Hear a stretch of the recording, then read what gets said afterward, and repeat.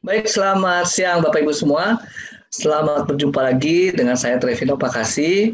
Ini saya juga dari rumah, jadi mohon maaf kalau ada distorsi suara-suara ya. Tapi sedapat mungkin kita konsentrasi sehingga kita bisa memetik sesuatu. Saya senang selalu kalau ketemu dengan Bapak Ibu karena partisipannya biasanya cukup banyak juga, dan ini juga sebenarnya waktu-waktu yang sulit ya karena jam tidur hari Sabtu, tapi Bapak Ibu tetap bisa hadir dan bisa mengikuti acara ini. Oke, tadi sudah sempat sedikit diperkenalkan ya bahwa saya akan membawakan topik mengenai ginjal. Tapi sebelum masuk lebih jauh, saya ingin cerita sedikit dulu tentang diri saya sendiri.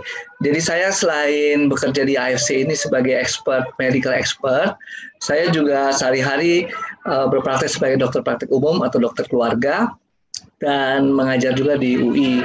Jadi kami di kedokteran keluarga, kami juga sangat mengutamakan holistic care. Di dalam holistic care itu sebenarnya yang kami usung adalah bagaimana seseorang itu bisa sehat dan tetap sehat atau dari sakit menjadi sembuh, karena banyak hal, selalu ada banyak faktor. Jadi tidak semua bergantung di kedokteran barat. Belief orang, happiness, dan juga banyak temuan-temuan dari kedokteran timur juga sebenarnya bisa mendukung terjadinya proses penyembuhan. Karena itu memang saya bergabung di sini lebih banyak juga karena saya melihat ada sainsnya ya. Kalau Bapak Ibu tahu AFC Life Science ya, ada sains kehidupan di dalamnya, dan dari mana saya juga bisa mendorong pasien-pasien yang sering chatting setelah menggunakan SOP atau USI, mendorong mereka untuk juga meningkatkan ya, kesembuhan, imunitas dan sebagainya. Dari produk ini bukan berarti karena produk ini dibuktikan secara Western medicine, tetapi ada juga kemampuan-kemampuan lain di luar dari fungsi obat dan sebagainya. Baik, pada hari ini saya diminta oleh Pak Niko untuk membawakan topik mengenai ginjal. Lanjut. Next. Ya. Nah, umumnya yang paling berbahaya atau paling kita hindari yaitu penyakit gagal ginjal kronis karena bisa menimbulkan kematian. Jadi data itu kalau di Indonesia dari riset kesehatannya Kementerian Kesehatan tahun 2018 ditemukan 3,8%. Berarti kalau ada 100 orang berkumpul, kira-kira 4 orang itu gagal ginjal kronis ya, atau sakit ginjal yang kronis. Kalau dari 500 orang, berarti ya sekitar 20 orang nih di antara kita barangkali ya. Tapi mudah-mudahan kita semua adalah yang sehat. Lanjut, next. Nah ini gambarnya ya, riset yang dibuat oleh pemerintah, 3,8%. Jadi kalau Bapak Ibu lihat itu ada dot warna merah, 3,8, itu adalah temuan tahun 2018. Tapi kalau yang warna biru itu adalah temuan yang 2013. Nah ini kalau kita lihat yang paling tinggi ya 3,8, maaf ini per mil ya, tadi per persen. Saya juga agak confused ini ya, per mil atau per ini karena data teksnya bilang persen ya, tapi mungkin per mil lebih tepat. Nah kalau kita lihat di sini kita ada di Jakarta, misalnya di Jakarta itu mana ya Jakarta? Kok nggak ada gambarnya nih. Yang paling tinggi nih ya dari Kalimantan Utara ya. Kemudian DKI ini masih lumayan rendah ya, di bawah angka nasional. Jadi ini adalah jumlah atau persentase atau per mil ya orang yang mengalami gagal ginjal kronis ya, 3,8 per 1000 orang ya. Berarti kalau ada 500 sekarang 2 orang ya yang mengalami gagal ginjal kronis. Lanjut.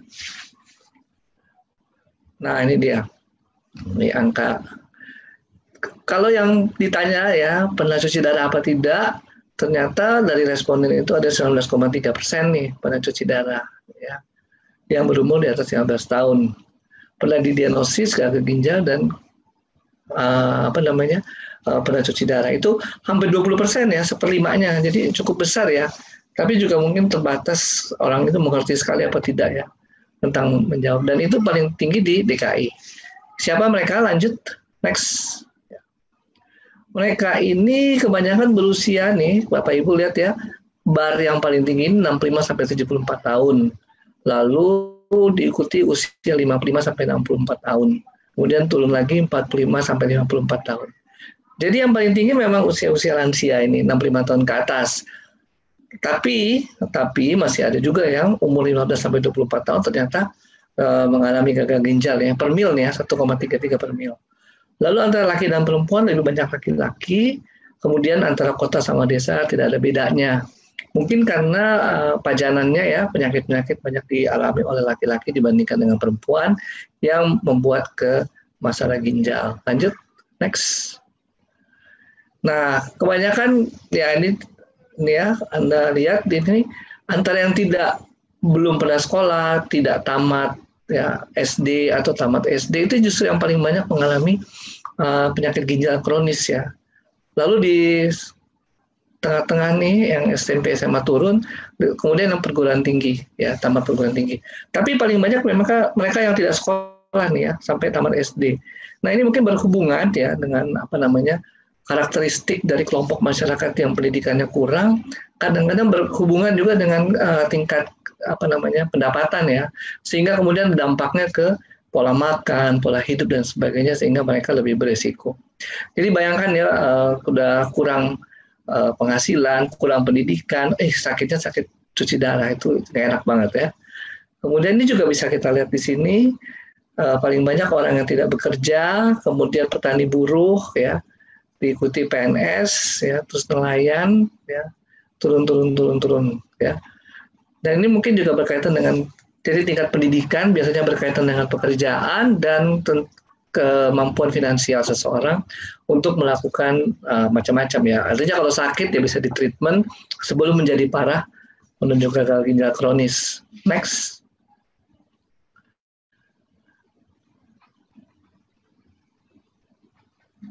Ya, next.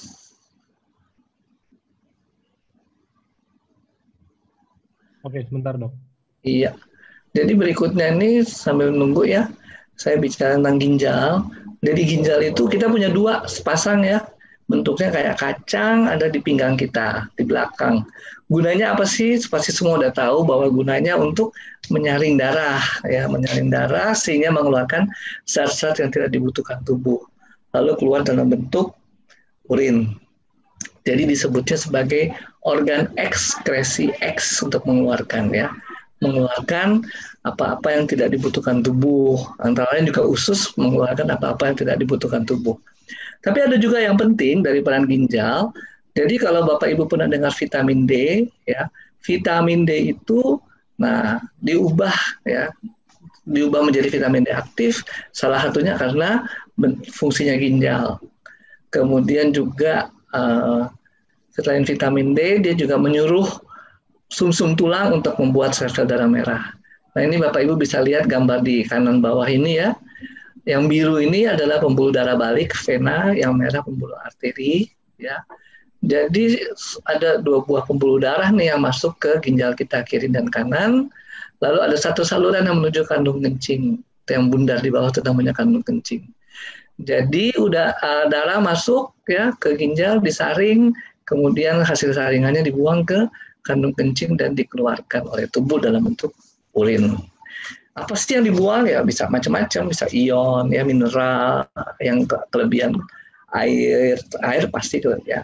Dan semua molekul-molekul kecil, bukan molekul yang besar. Itu kalau ginjalnya normal. Yang penting antara ureum itu juga nggak dibutuhkan tubuh dan itu dibuang. Lanjut. Nah, ini dia ya, jadi perannya ginjal membersihkan darah, kemudian juga menjaga keseimbangan garam. Jadi maksudnya darah kita nih pH-nya dijaga ya, keseimbangan asamnya dijaga, menjaga keseimbangan garam tuh natrium, kalium itu juga dijaga oleh ginjal kita. Lalu ada hormon tadi yang saya bilang namanya eritropoietin, dia gunanya adalah untuk membentuk sel-sel darah merah dan juga menghasilkan senyawa aktif vitamin D yang aktif. Lanjut. Nah, ini cara kerja ginjal ya. Kalau ginjal itu dibelah dari atas sampai bawah, kan kelihatan seperti ini. Ada pembuluh darah masuk nih yang merah, arteri, lalu yang udah bersih keluar di vena. Lalu masuk ke hati dan beredar ke seluruh tubuh lagi, dipompa oleh jantung. Bentuk saringannya seperti ini. Ini yang glomerulus. Nah, kalau sering lihat hasil lab ada LFG, laju filtrasi glomerulus. Glomerulus ini adalah penyaringnya, ya. Setelah disaring kemudian masuk ke saluran-saluran ini namanya tubulus, ya. Lalu ditampung semua paling kecil namanya paling besar masuk ke kandung kemih dan jadi urin, ya. Di situ keluar sebagai urin. Nah ini dia ya, glomerulus ini yang sering sakit ya, sering. Tapi semuanya bisa menyebabkan sakit, ya. Lanjut. Oke. Jadi kalau ginjal rusak apa yang terjadi? Produk-produk limbah ya yang harusnya dibuang tidak bisa keluar dan menumpuk di dalam tubuh kita sehingga menimbulkan permasalahan. Termasuk juga air tidak bisa keluar yang harusnya dikeluarkan sehingga kita bengkak ya. Kalau cuma berdiri aja bengkaknya di kaki. Kalau tidur bisa jadi tenggelam karena paru-parunya juga kena cairan ya. Itu kalau kelebihan cairan ya. Dan banyak yang memicu ya masalah ginjal tersebut seperti tekanan darah tinggi dan diabetes itu menginduksi terjadinya masalah ginjal. Lanjut, next. Jadi penyakit ginjal ini nggak boleh disepelekan ya, karena sebagian besar ya menyerang si penyaring tadi ya, nefron tadi, yang unitnya itu terdiri atas glomerulus dan tubulus ya. Kalau tidak diobati, fungsinya akan berkurang. Dan kadang kita nggak bisa tahu kenapa, karena si ginjal itu begitu efisien ya, ginjal kita tinggal satu masih bisa bekerja baik ya. Sedangkan cara kita melihatnya dari hasil lab, semua pasti udah pernah dengar ureum kreatinin ya. Ginjalnya masih satu, setengahnya rusak pun masih bagus ureum kreatininnya. Jadi nggak begitu kelihatan ya, kecuali kita bisa melihat laju filtrasi glomerulusnya. Lanjut, next. Nah, gangguan ginjal ini permanen, ya, jadi nggak bisa balik lagi, ya, nggak bisa balik lagi. Next, ya. Nah, disebut penyakit gagal ginjal kronis, ya. Artinya dia ginjalnya sudah gagal, tidak mampu lagi menyaring air, mengeluarkan garam, kalsium, kalium, dan sisa-sisa metabolisme yang lain, ya, seperti ureum dan kreatinin. Next. Gejalanya bisa macam-macam, jadi sakit perut, mual, muntah, ya, sering hilangnya nafsu makan, kemudian juga akhirnya gangguan tidur, perasaan lemah. Lemah ini juga disebabkan karena fungsi untuk menyuruh membentuk sel-sel darah merah bisa menurun karena ginjalnya sudah rusak. Ya. Kalau cairannya menumpuk, ya sakit dada, sesak napas, ya, dan kemudian karena ureum atau racun yang nggak bisa keluar, kulit gatal-gatal, ya. Kemudian juga bisa macam-macam. Jadi pengaruhnya bisa ke seluruh tubuh, karena seluruh tubuh itu punya hasil metabolisme yang seharusnya dibuang oleh ginjal. Karena nggak bisa kebuang ya balik lagi, ya, membuat suatu masalah di seluruh tubuh yang lainnya. Lanjut, next. Ya, ini faktor penyebab tadi sudah disebutkan, ada diabetes, tekanan darah tinggi, ya, ada glomerulonefritis, itu radang pada penyaringnya tadi glomerulus, ya, ya. Kemudian bisa karena gangguan ginjal polikistik, jadi ada banyak kista di ginjalnya. Kemudian juga kalau ada sumbatan di saluran kemih berkepanjangan, rusak ginjalnya juga, ya. Sumbatan itu bisa menyebabkan reflux itu jadi cairannya balik lagi, yang harusnya keluar ke urin balik lagi ke ginjal, dan itu membuat retensi, artinya ginjalnya makin besar, ya, menjadi infeksi, bisa juga infeksi, dan itu merusak jaringan yang namanya nefron tadi, unit penyaring ginjal, penyaring darah tersebut, ya.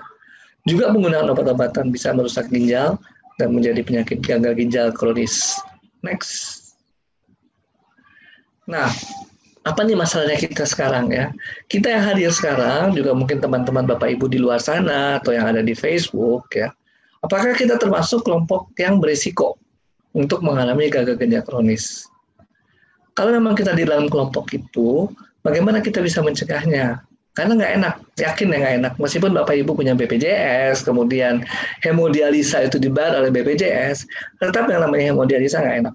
Ya, kita mesti berjam-jam tidur ya, dan kita nggak bisa ngapa-ngapain kalau kita pergi, darah kita nggak dicuci ya, out kita ya. Dan mau sampai kapan? Ya, orang cuci darah terus. Oke, jadi itu permasalahan kita satu ya. Apakah kita termasuk yang berisiko? Kalau kita bisa berisiko, kita masuk yang berisiko, apa yang harus kita lakukan untuk mencegah? Ya. Atau di tempat lain, sisi lain, mungkin kita sudah ada sebagian yang termasuk yang sudah sakit ginjal. Nah, gimana supaya mungkin tidak menjadi gagal ginjal kronis? Ya, yang 1-2 orang yang masih sehat tapi berisiko. Yang ketiga orangnya sudah sakit tapi jangan sampai progres. Next. Itu permasalahan kita. Nah, oke. Sekarang kita mulai dengan penyakit-penyakit apa yang bisa membawa ke penyakit gagal ginjal tadi, ya. Next. Nah, ini infeksi. Infeksi itu bisa di mana aja, ya. Memang di sini disebutkan bakteri. Paling sering bakteri, paling banyak juga terjadi pada perempuan karena bakteri lebih bisa naik ya ke saluran kemih perempuan, uretra, itu karena pendek ya dibandingkan laki-laki, punya lebih panjang, jadi bakteri lebih gampang menginfeksi kandung kemih wanita daripada kandung kemih laki-laki. Lalu dari situ si bakteri bisa menyebar lagi kalau ada cairan reflux dan sebagainya. Tapi bakteri pun bisa menyebar dari darah ya, dan yang juga lagi seru-serunya sekarang COVID-19 ya, katanya juga ada fase di mana virus masuk di dalam darah dan bisa menyerang organ-organ tubuh. Itu infeksi. Lanjut, next. Ya, macam-macam ciri-cirinya. Jadi ada yang darah keluar kalau emang ada perdarahan ya. Kemudian bisa bentuknya jadi kotor, keruh ya. Kadang ada baunya. Yang pasti juga mungkin dia merasa tidak nyaman atau rasa sakit ya di daerah ginjal. Kalau kita mengalami infeksi, umumnya kita akan merasa demam ya. Kemudian ya menggigil. Jadi itu gejala umum lah. Ya, nggak ada yang spesifik sebenarnya. Tapi kita bisa memikirkan ke arah ginjal karena dari misalnya keluhan di saat berkemih dan sebagainya. Next. Nah, kenapa nih seseorang bisa berisiko? Tadi ya sudah disebutkan wanita, juga ada kondisi bawaan lahir misalnya kalau saluran kemihnya itu uretra ya. Itu pendek barangkali atau punya lokus-lokus, punya tempat-tempat yang bisa menampung urin dan terinfeksi. Ya. Atau ada sumbatan dari saluran kemih sehingga cairan nggak bisa keluar. Biasanya ini penyakit batu, makanya tadi gejalanya juga kadang-kadang ada yang keluar darah. Ya. Nah ini adalah faktor-faktor risiko. Termasuk di dalamnya adalah kekebalan tubuh yang menurun, karena itu berarti dia mudah terinfeksi. Atau sakit prostatnya, ya itu juga menambah retensi ya, artinya cairan urin bisa berkumpul ya. Oke, termasuk pemakaian kateter jangka panjang pun bisa berisiko timbul atau namanya penyakit infeksi pada ginjal dan saluran kemih. Lanjut, next. Ya. Kalau lebih parah lagi bisa jadi abses. Jadi abses itu bisul ya. Bisul yang bisul pada ginjal. Oke, maaf ada distorsi. Ya, oke. Nah, abses ini juga sama terdiri dari infeksi dan kemudian menimbulkan lubang ya, rongga seperti kita bisul lah ya. Dan itu terjadinya di dalam ginjal. Next. Nah, itu juga gejalanya sama, gejala infeksi ya. Dan kalau lama bisa terjadi penurunan berat badan dan rasa tidak nyaman. Jadi sebenarnya infeksi ya hampir semua sama ya. Gejala-gejalanya ada demam lah, tidak nafsu makan. Kemudian tergantung lokasinya. Kalau lokasinya di saluran kemih ya berkemihnya sakit atau nyerinya di sekitar situ ya. Itu semua adalah infeksi ya. Next. Kemudian sama nih ya penyebabnya bisa karena abses ya, ada infeksi dari jamur ya. Oke, next. Nah, kemudian kita bicara penyakit berikutnya tadi infeksi, yang kedua batu ginjal ya. Jadi batu ginjal ini adalah endapan keras, ya, endapan dari apa yang disaring oleh ginjal, kemudian dia endapan itu membentuk batu, ya, karena dia peristiwa-peristiwa metabolisme di dalam ginjal tersebut sehingga dia mengendap dan menimbulkan batu. Bisa bermacam-macam ukurannya, bentuknya juga bermacam-macam, ya, bahan dasarnya pun bermacam-macam. Tapi intinya ada batu, dan batu ini bisa menyebabkan iritasi, ya, atau luka, ya, kalau dia lewat di saluran kemih, atau bahkan kalau nggak, ya, nyumbat, ya, apalagi kalau dia cukup besar sehingga kemudian menghambat aliran urin, dia nyumbat di situ. Itu juga bisa terjadi pada orang yang mengalami batu ginjal. Next. Nah, sama gejalanya juga sakit pinggang, ya. Kemudian bisa juga menjalar sampai ke paha, selangkangan, ya. Kemudian yang cukup mengarahkan ke arah diagnosis kalau kita ketemu darah. Tapi darah itu kadang-kadang nggak kelihatan, ya, kalau sangat sedikit. Ketika masuk di dalam cairan urin, darah tersebut ya udah hanya mewarnai tapi sedikit saja. Kalau dia cuma sedikit, ya, darahnya. Kembali lagi, orang juga bisa merasa nyeri dan kemudian mual dan muntah-muntah.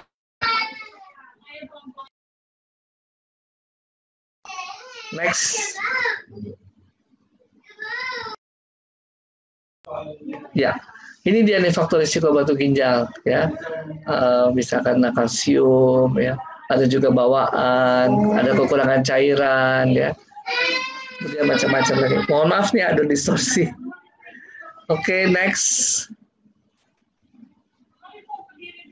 Ya, tadi penyakit pertama tadi infeksi, kedua batu ginjal, yang ketiga kita bicara kanker. Kanker pada ginjal, ya, itu kanker yang karsinoma atau kanker yang ganas, itu juga dasarnya dari sel yang ada di ginjal itu pun bisa menyebabkan terjadinya kanker. Next. Ya. Gejalanya juga bisa mirip-mirip dengan yang lain, kencingnya berdarah. Tapi yang berbeda mungkin kalau kankernya cukup besar, kita akan bisa melihat pembengkakan atau pembesaran di daerah ginjal tersebut, ya. Kalau itu kankernya cukup besar. Yang lainnya tentu pengaruh ke lemah, lesu, tidak bertenaga itu karena fungsi ginjal yang tadi, yaitu untuk memacu pembentukan sel-sel darah merah mungkin sudah nggak berjalan. Di luar dari itu, orang-orang yang kanker biasanya juga nafsu makannya menurun, ya. Kemudian terjadi penurunan berat badan, kadang ada demam, ya, itu semua sebenarnya dalam lingkup besarnya itu adalah reaksi radang, ya, reaksi radang oleh sel-sel kanker mungkin, reaksi radang oleh karena stres oksidatif, reaksi radang oleh karena infeksi, ya. Oke, itu semua adalah gejala-gejala yang sifatnya umum terjadi karena peradangan. Next. Nah, faktor penyebab ginjal ini bisa macam-macam, ya. Jadi, oke, ini suaranya cukup jelas nggak, ya? Agak di rumah sih soalnya pasti banyak distorsi nih. Halo, ya. Jelas, Dok. Aman, Dok. Ya, jadi banyak faktor penyebab, ya, misalnya seperti obesitas, darah tinggi, riwayat keluarga, itu semua faktor-faktor yang bisa menyebabkan risiko terjadinya kanker. Sekali lagi, kanker itu jalan ceritanya itu sebenarnya masih tanda tanya, ya. Para dokter juga masih, atau para ahli ilmuwan masih terus meneliti, ya, kenapa bisa terjadi kanker. Kenapa kalau misalnya orang tua saya kanker usus, kenapa saya nggak kanker usus, bisa kanker payudara, bisa kanker ginjal dan sebagainya. Jalan ceritanya banyak sekali, ya, dan nggak mudah untuk menemukannya. Tapi kita bisa melihat risiko, misalnya pada orang-orang dengan keluarga yang menderita kanker, atau kita sudah tahu bahan-bahan kimia tertentu, radiasi tertentu mempengaruhi, sehingga kalau dalam riwayat pekerjaan orang-orang ternyata mengalami terpajan bahan-bahan kimia tertentu, mungkin sekali berisiko terjadinya kanker dan selanjutnya. Lanjut, next. Nah, oke, tadi ginjalnya apa aja tadi? Infeksi. Yang kedua adalah batu. Yang ketiga adalah kanker. Yang keempat adalah ini yang kelima ya, ginjal polikistik. Ginjal polikistik ini artinya terdapat banyak kista di dalam ginjal. Jadi ginjal ini bisa mengalami kista itu adalah rongga yang isinya cairan, dan rongganya itu memang nggak boleh ada di situ. Dan ginjal itu bisa mengalami timbul banyak rongga. Mungkin kalau Bapak Ibu pernah ada yang tumor jinak di kulit, bilang ada kistanya. Nah, ini sama seperti itu, cuma kejadiannya dalam ginjal. Next, Pak. Next. Ya. Gejalanya bisa macam-macam ya. Tentang juga kalau terlalu besar bisa nyeri ya. Kemudian bisa buang air terganggu dan sebagainya. Hampir sama karena kejadian gejala itu adalah kalau terjadi di di organ ya, timbulnya gejala sesuai dengan organnya. Kalau di paru-paru ya pasti batuk, pilek ya, sama seperti itu. Kalau di ginjal ya pasti keluhan yang nyeri di pinggang, kencingnya terganggu dan sebagainya. Next. Ya. Nah, ada yang penyebabnya adalah genetik nih ya. Jadi karena genetik, jadi bisa terinduksi lah terjadinya itu. Jadi udah bawaan. Bawaan itu genetik nggak semua akan jadi, tapi ada yang bisa jadi. Jadi kalau kayak saya misalnya punya bawaan sakit diabetes, belum tentu saya akan jadi diabetes. Tapi saya bisa jadi diabetes kalau terinduksi. Nah, kira-kira genetik seperti itu. Jadi polikistik ginjal ini juga bisa terjadi tentu selain karena pengaruh genetik, tapi juga pengaruh lingkungannya. Next. Nah, kalau sudah sakit ginjal, apa sih yang bisa terjadi? Kemudian komplikasinya apa? Next.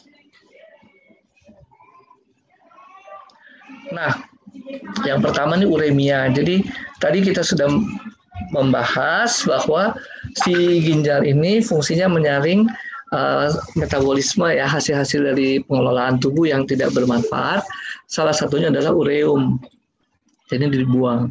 Jadi kalau ureumnya nggak bisa keluar, numpuk di darah, namanya uremia.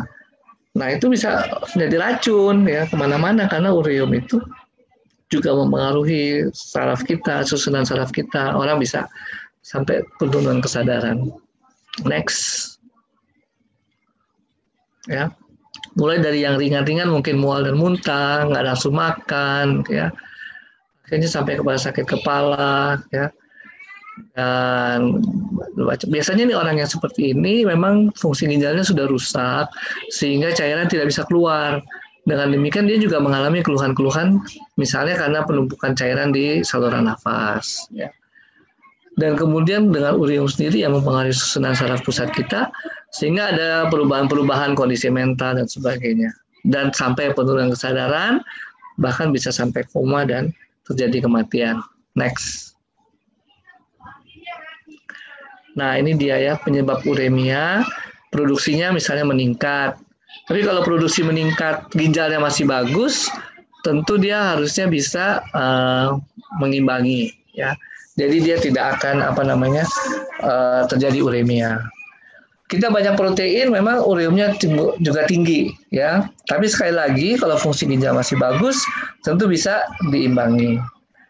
Terus meningkatnya pemecahan protein, misalnya kalau kita kekurangan makan, lama-lama nanti protein kita dalam tubuh kita yang dipecah. Itu juga meningkatkan ureum. Pendarahan saluran cerna dan penggunaan obat-obat tertentu juga meningkatkan pembentukan ureum di dalam tubuh kita. Next. Nah, kalau ginjal tidak bisa mengeluarkan cairan, apa yang terjadi? Cairan numpuk ya di dalam darah kita. Keluar bahkan ke jaringan. Pasti yang kelihatan gampang adalah kaki misalnya, karena kita posisinya berdiri sehingga kakinya bengkak ketahuan, atau perutnya membengkak, itu bisa juga terjadi. Ya, jadi cairan. Tapi kalau cairannya terus numpuk terus ya, bahkan bisa mengisi paru-paru kita. Jadi sesak napas, gagal ginjal, dampaknya ke gagal jantung maksud saya. Dampaknya ke gagal jantung. Next. Nah, kemudian juga darah tidak bisa disaring ya. Tadi ada ion mineral ya, termasuk kalium bisa meningkat dalam darah, dan dampaknya juga ke jantung, dampaknya ke aliran listrik di dalam sel-sel kita ya. Kalau kalium dan natriumnya meningkat. Next, lanjut. Nah, ini ya. Penyakit jantung, jadi dampaknya juga bisa ke jantung. Jadi gini, cairan volumenya sudah tertentu di dalam darah kita. Juga kebutuhan natrium, kebutuhan kalium, itu semua tertentu ya. Siapa yang mengatur? Salah satunya ginjal. Ginjal akan mengeluarkan itu semua ya. Kalau ginjal kemudian tidak berfungsi baik, cairannya bertumpuk di dalam darah, akibatnya apa nih? Jantung jadi terlalu berat bebannya, sehingga berdampak ke kardiovaskular. Ya, penyakit kardiovaskular. Oke, nah jantung kita bebannya terlalu meningkat, terjadilah gagal jantung tadi, ya. Kemudian bisa menumpuk juga di paru-paru kita, sehingga sesak napas. Oke, next. Nah ini dia ya, penyakit jantung. Next. Kemudian tadi anemia. Jadi salah satu fungsi ginjal adalah dia menyuruh sumsum tulang untuk membentuk sel-sel darah merah. Ada hormon yang namanya eritropoietin. Nah, eritropoietin itu kalau menurun, tentu komando buat sumsum tulang memproduksi sel-sel darah akan menurun juga. Sehingga kemudian secara umum terjadi anemia. Bapak Ibu akan sering menemukan, mungkin ada saudara atau teman-teman, mereka yang gagal ginjal kronis dan kemudian tidak berfungsi baik ya ginjalnya, kebanyakan juga terjadi anemia ya. Anemia karena gagal ginjal bisa lebih turun ya ininya jumlah Hb-nya. Lanjut, next. Nah ini yang lain ya, gairah seks bisa berkurang, yaitu karena rangkaian dari pengaruh hasil metabolisme yang tidak bisa dikeluarkan oleh tubuh kita. Next. Terakhir juga timbul kerusakan dari sistem saraf pusat kita ya, karena metabolit yang tidak bisa dikeluarkan tadi menumpuk menyebar melalui darah ya ke seluruh jaringan termasuk di otak ya. Orang yang mengalami uremia kemudian terlalu lama-lama juga akan jadi koma karena fungsi dari otaknya terganggu. Next. Kemudian juga terjadi respon kekebalan tubuh yang menurun. Next. Juga ke jantung terjadinya radang ya di sekitar jaringan jantung. Next, perikarditis. Ya, bisa berkomplikasi juga kehamilan. Jadi orang yang sakit ginjal kemudian hamil ini berbahaya ya karena bisa memperberat sakit ginjalnya. Next. Nah, oke. Jadi tadi dari awal ya saya menerangkan sedikit tentang ginjal dan kerja ginjalnya. Kemudian yang kita hindari itu adalah gagal ginjal kronis. Karena dengan gagal ginjal kronis kita harus cuci darah selama-lamanya sampai kita ya kalau kita nggak mau cuci darah lagi kita meninggal. Katakan seperti itu. Lalu apa sih yang menyebabkan gagal ginjal kronis? Secara umum ya yang paling sering itu hipertensi dan diabetes. Tapi juga ada penyakit-penyakit yang langsung mengenai ginjal yang kemudian merusak jaringan ginjal. Misalnya radang, ya, infeksi, kemudian timbulnya batu, ada kanker pada ginjal, ada kista pada ginjal. Itu semua adalah yang merusak jaringan ginjal yang fungsinya menyaring darah ya dan membuang zat-zat yang tidak dibutuhkan tubuh lagi. Nah, apa akibatnya tadi? Kalau ginjalnya sudah rusak, ureum meningkat di dalam darah, yang berpengaruh ke otak juga sampai kepada koma dan fatal. Yang kedua, kita juga terpengaruh pembentukan sel-sel darah merah, bisa jadi anemia, kemudian mempengaruhi lagi yang lain-lain ya, yang lain-lain yang termasuk karena metabolisme tubuh. Ya. Nah sekarang kita berbicara karena ini adalah suatu presentasi bersponsor, jadi mungkin kita juga tetap juga menghargai dan AFC yang sudah menolong kita bisa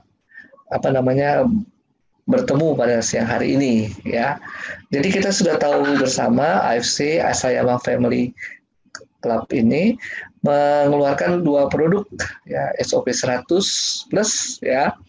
Jadi kalau Anda tahu isinya adalah peptide ya, salmon ovary peptide. Peptide itu adalah protein kecil. Dan ini sering ditanya nih karena pada orang yang sakit gagal ginjal kan sering dihindari ya protein. Lanjut, next. Oke, jadi tadi kita sudah pelajari bahwa komplikasi dari sakit gagal ginjal ini adalah imunitas juga bisa menurun, sehingga dengan SOP 100 ini imunitas ditingkatkan kembali ya, dengan cara regenerasi sel, dengan perbaiki juga sel-sel ginjal dan sel-sel di sumsum tulang. Nah, itu adalah salah satu fungsinya. Next. Kemudian SOP 100 plus ini mempunyai paten nomor 2 yaitu memperbaiki sirkulasi darah. Jadi yang kita ketahui bahwa memang pembuluh darah itu bisa mengalami kerusakan-kerusakan antara lain seperti aterosklerosis, jadi pembentukan lemak ya, atau zat-zat keping darah trombosis berkumpul ya, beragregasi, itu juga menyumbat. Nah, si SOP 100 ini mempunyai paten untuk memperbaiki sirkulasi darah. Nah, sirkulasi darah salah satunya juga mempengaruhi ginjal. Itu juga mempengaruhi laju filtrasi dari glomerulus kita, ya, glomerulus kita. Sehingga kemudian kalau itu terganggu dan bisa menyebabkan gangguan ginjal, ya, dan ketika SOP 100 ini kita konsumsi, nah itu bisa membersihkan atau membantu supaya sirkulasi mikro, sirkulasi kecil di dalam ginjal bisa diperbaiki. Lanjut, next. Nah, produk kedua juga yang sudah di-launching dari tahun lalu adalah Utsukushi. Ya, Utsukushi ini menarik next karena ya. Dia ini dari DNA. Jadi DNA salmon. Kalau tadi peptida itu protein kecil. Dua-duanya bukan obat, dua-duanya adalah nutrisi. Kalau SOP kita usung adalah regenerasi sel, ya, dia menginduksi regenerasi sel. Nah, regenerasi sel berarti sel memperbanyak diri. Memperbanyak diri dengan cara membelah diri, ya. Tentu kalau dia memperbanyak diri, membelah diri perlu bahan dasar yang lain, perlu asam amino, perlu juga DNA. Makanya sering kalau saya ada yang bertanya, tentu saya menganjurkan dari 2 komposisi itu harus selalu bersama-samaan, SOP maupun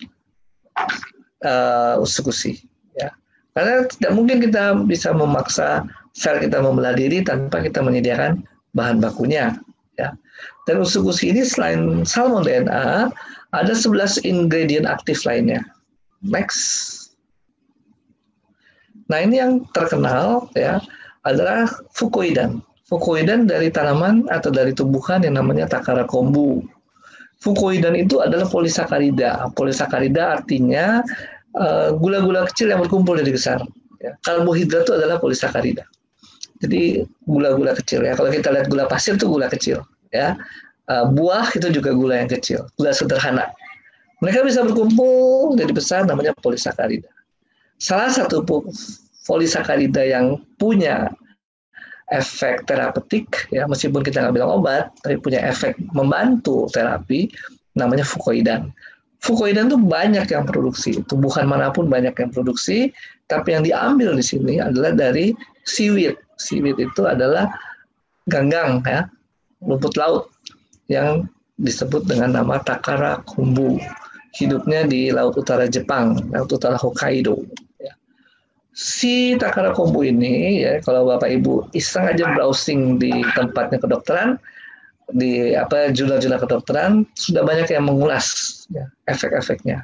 Antara lain punya efek anti-tumor activity, kemudian anti-influenza activity, anti-thrombotic activity, tissue regenerative activity, lalu inhibitory activity against Helicobacter pylori infection. Yang pertama nih anti-tumor activity. Kalau ginjal kita rusak karena cancer, ya sebenarnya dengan pemberian si utskusi ini tentu akan membantu mengurangi ya kerusakan oleh kanker tersebut. Tapi tentu saja kecepatan si utskusi ini dibandingkan dengan kanker ya katakan nggak equal ya, karena si kanker udah start duluan 10 tahun mungkin, sehingga ketika ketemu terdiagnosis kankernya udah gede ya. Sementara pada saat kita baru ketahuan kanker, utskusi yang diberikan akhirnya nggak equal nih startnya, jadi ketinggalan, sehingga seharusnya kanker pun harus segera ditanggulangi dengan cara yang sudah diajarkan oleh Western medicine ya. Dan si utskusi ini menjadi adjuvan ya. Oke, itu untuk sifat anti-tumor activity dari Takara kombu fucoidan. Ada efek namanya anti-influenza activity, nanti saya jelaskan di belakang. Lalu ada tissue regenerative activity ya. Kemudian yang Helicobacter ini tidak terlalu relevan dengan pembahasan kita ginjal. Nah, ada anti-thrombotic activity. Ini sesuatu yang penting ya. Trombotik ya, trombus itu adalah kumpulan dari sel-sel keping darah ya, kemudian semua berkumpul menyumbat ya dengan aktivitas antitrombotik, aktivitas mengurangi terjadinya pengumpulan dari si keping-keping darah yang menyumbat darah. Tentu ini sangat membantu untuk memperbaiki peredaran darah. Memperbaiki peredaran darah. Jadi kan kalau udah umur seperti ini nih, ya, kadang-kadang kita udah nggak tahu, kita nggak bisa menyadarinya. Terjadi trombus. Trombus itu adalah penyumbatan dari saluran pembuluh darah oleh si trombosit tadi. Ya, bisa terjadi di mana-mana di seluruh tubuh kita dan kita nggak tahu di mana terjadinya dan tidak terasa juga. Kenapa tidak terasa? Karena tidak terjadi kerusakan jaringan yang menginduksi saraf. Kalau menginduksi saraf baru kita tahu, oh sakit nih, nggak enak. Nah, itu baru kerasa. Tapi kalau nggak kena saraf, ya kita nggak tahu apa-apa. Dan itu dari sekian ribu kilometer pembuluh darah kita, di mana ada trombus ya nggak ada yang tahu ya di mana. Bisa aja di otak, bisa di jantung. Itu yang besar-besar ya, yang penting untuk kehidupan. Nah, jadi penting ternyata setelah kita mempelajari persis ya fucoidan ini, kalau kita berikan ya itu membantu memberikan efek antitrombotik ya di seluruh pembuluh darah kita. Lanjut, next. Nah, ini dia ya. Jadi kalau Anda lihat di sini, ini pembuluh darah. Kalau terjadi trombus, terjadi penyempitan. Penyempitan ini yang membuat tekanan naik ya. Seperti sama kalau kita pernah nyiram tanaman dengan selang ya. Kalau selangnya kita persempit, ujungnya tekanannya akan naik ya, lebih tinggi. Kira-kira sama seperti itu mekanismenya dengan adanya trombus. Sehingga kemudian orang yang mengalami trombus ya akan terjadi sakit hipertensi ya. Dan kalau trombus yang terjadi di ginjal double deh hipertensinya ya. Selain karena trombusnya juga karena ginjalnya. Next. Nah, sifat dari utskusi lain yaitu juga dari Takara kombu tadi ya, punya aktivitas regenerasi sel atau jaringan ya. Kalau yang SOP melalui mekanisme IGF, insulin-like growth factor. Nah, kalau yang utskusi melalui aktivitas HGF, hepatocellular growth factor. Karena dia dibuktikan mempunyai efek ini ya. Nanti kalau Bapak Ibu mempelajari juga boleh tanya saya sama Niko bahannya ya. Jadi ada yang penelitian pada laboratorium, ada penelitian dilakukan di orang ya. Nah, penelitiannya meskipun di laboratorium tapi sudah cukup memberikan suatu efek ya atau suatu bukti ya bahwa ini memperbaiki banyak ya. Jadi si fucoidan ini dari Takara kombu memperbaiki jaringan tisu ya dengan mengeluarkan HGF tadi ini. HGF ini bisa berfungsi di mana saja. Ternyata bisa berfungsi di kidney ya. Kidney, lung, kemudian blood vessel, jadi pembuluh darah, kulit dan lain-lain ya. Jadi ini semua adalah manfaat dari utskusi berkaitan dengan topik kita ginjal pada hari ini. Next.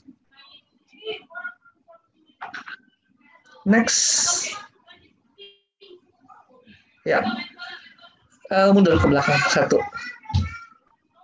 Ya, oke. Nah, saya secara khusus mau membahas COVID-19 ya. COVID-19 ini penyakit yang disebabkan oleh SARS-CoV-2 nama virusnya.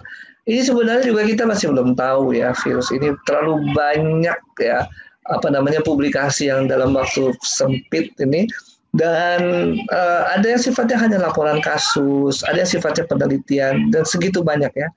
Tapi orang mencurigai memang si virus ini bisa masuk ya sampai ke dalam darah ya. Kenapa? Jadi infeksi ini ya, infeksi akut ya, masuk saluran nafas.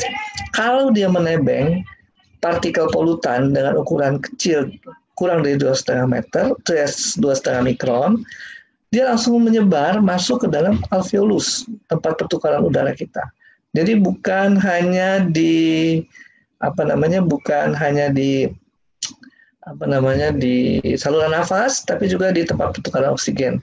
Bapak Ibu, ini mohon maaf ya, ini saya dari rumah, jadi mungkin banyak distorsi ya. Saya juga nggak bisa menghentikan distorsi dan ini. Mohon maaf nih kalau suaranya nggak begitu bagus ya. Masih Jadi jelas, kembali, cuman ya ada suara-suara kayak di rumah aja gitu. Normal sih itu sebenarnya. iya ada yang nangis nih anak kecil, jadi repot juga suruh bujuk-bujuknya. Nggak apa-apa, masih jelas kok. Oke. Jadi virus itu bisa masuk ke dalam darah dan viremia. Kalau terjadi viremia itu masih dugaan-dugaan semua. Tapi artinya meski dugaan ada laporan kasus ya. Sehingga kalau dia masuk ke dalam darah yang menyerang seluruh organ tubuh semua bisa berisiko termasuk ginjal. Jadi kemudian sering dilaporkan, loh kok ini sakitnya COVID-19 kena di hati, kena di ginjal dan sebagainya. Apa sih yang terjadi ya?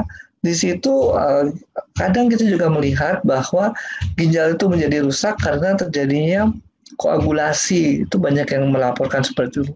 Koagulasi itu jadi kayak trombus tadi itu membentuk sumbatan-sumbatan ya. Dan itu menyumbat ya sehingga terjadi gagal ginjal akut. Tapi juga orang yang diabetes pengaruh juga ke ginjalnya ya kalau dia kena COVID-19. Nah, jadi penting ya buat Bapak Ibu yang terutama kelompok beresiko atau bahkan sudah sakit diabetes, hipertensi, dalam era COVID-19 ini menjaga imunitas dengan SOP tadi. SOP tadi selain regenerasi sel, jadi sel-sel yang rusak segera diregenerasi, ada antioksidan. Antioksidan itu fungsinya adalah melawan stres oksidatif ya.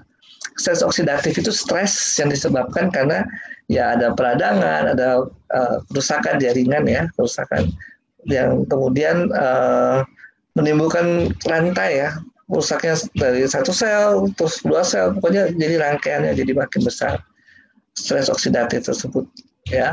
Dan si SOP ini membantu. Kemudian usukusi juga meningkatkan imunitas melalui mekanisme NK cell. Ya, natural killer cell.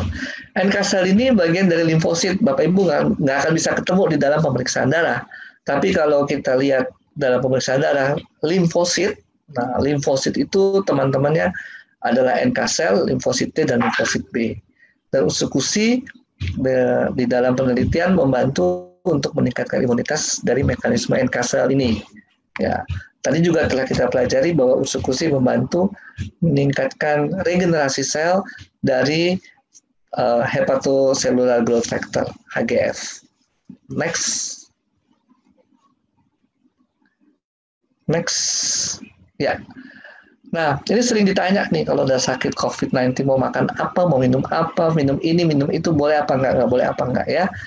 Jadi sebenarnya kalau kita mau mengkonsumsi suplemen, kita harus ajarkan sama konsumen kita tujuannya mau ngapain dulu ya. Namanya juga suplemen. Jadi suplemen menambah dari yang sudah ada. Yang sudah ada apa? Dari makanan kita tentu saja ya. Mau nambah vitamin, mau nambah mineral, berarti kita beli vitamin, beli mineral. Mau itu produk natural atau produk yang dari pabrik, pokoknya isinya vitamin dan mineral. Mau tambahannya protein, atau tambahannya antioksidan, atau probiotik, atau serat, atau asam lemak. Asam lemak contohnya omega 3. Ya. Nah itu semua adalah tujuan dari mengkonsumsi suplemen. Kita menambah sesuatu dari luar karena kita kekurangan. Ya. Apa nih yang kekurangan misalnya? Kita kekurangan probiotik. Imunitas kita nggak kompeten untuk melawan penyakit karena jarang dilatih. Kita makan probiotik. BAB kita nggak bagus, makan serat, ya. Atau kita membutuhkan banyak asam amino, tambah protein. Jadi selalu harus ditanya, ya, ketika orang mau mengkonsumsi apa sih yang diharapkan, ya. Lalu masalahnya harus sesuai. Kalau penyakit kita penyakit degeneratif, dikasih SOP atau eksekusi itu sesuai, karena proses degenerasi itu ya bisa dilawan dengan antinya, itu regenerasi. Proses degenerasi banyak terjadi karena karena misalnya polusi, ya, terjadi stres oksidatif. Maka kalau kita kasih SOP atau kasih usuk-usi itu benar karena ada antioksidan. Ya. Jadi kalau penyakit-penyakit degeneratif tentu kita bisa menyelesaikannya dan dibantu dengan usuk-usi maupun SOP.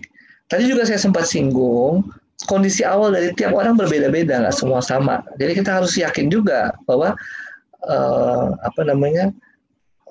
artinya bukan yakin, artinya gini, kita harus yakin bahwa itu membantu, tapi kita juga harus meyakinkan orang bahwa jangan meninggalkan apa yang sudah diberikan oleh dokter sekarang. Kenapa? Karena yang diberikan oleh dokter pada umumnya adalah obat. Obat dengan nutrisi beda. Obat itu langsung menuju sasarannya. Kalau nutrisi, semua seluruh tubuh kita mengkonsumsi. Ya. Lalu yang harus disesuaikan lagi ya, kalau ini penyakit operasi, ya harusnya dioperasi. Jarang kalau penyakit operasi sembuhnya tanpa dioperasi, ya mungkin bisa, tapi mungkin butuh waktu lebih lama, ya. Atau ya perlu, artinya kerugian yang ditimbulkan mungkin akan lebih panjang. Contohnya nih patah tulang. Patah tulang, operasi aja pasang pen, gitu.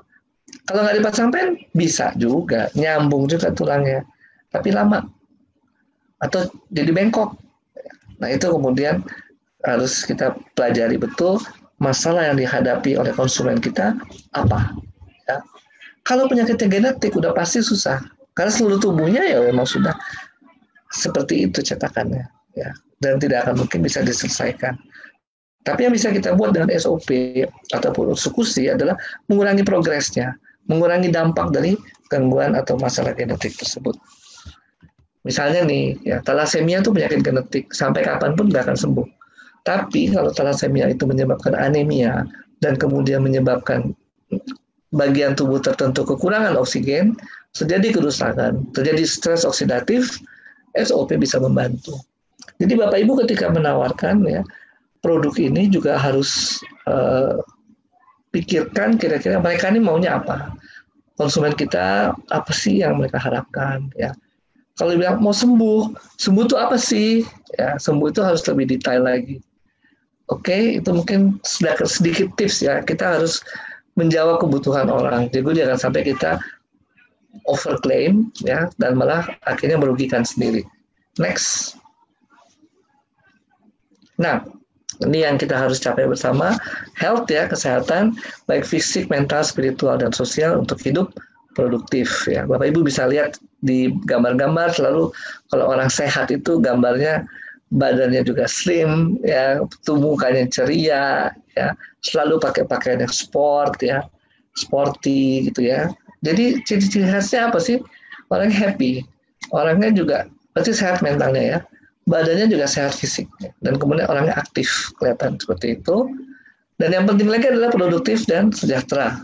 Jadi kita ini dalam track yang tepat di AFC ini. Karena kita menjaga kesehatan fisik kita, kita mendapat teman-teman yang sama, pikirannya sevisi, sehingga mentalitas kita terpelihara, ya, sosial kita juga terpelihara, dan kita hidup produktif. Ya. Karena kalau kita tiap hari dikasih selamat pagi, ya, konnichiwa, berarti kan kita produktif. Next. Oke, mungkin itu silakan Pak Angga di. Ya, tunggu sebentar dok, saya baca-baca pertanyaannya. Ini saya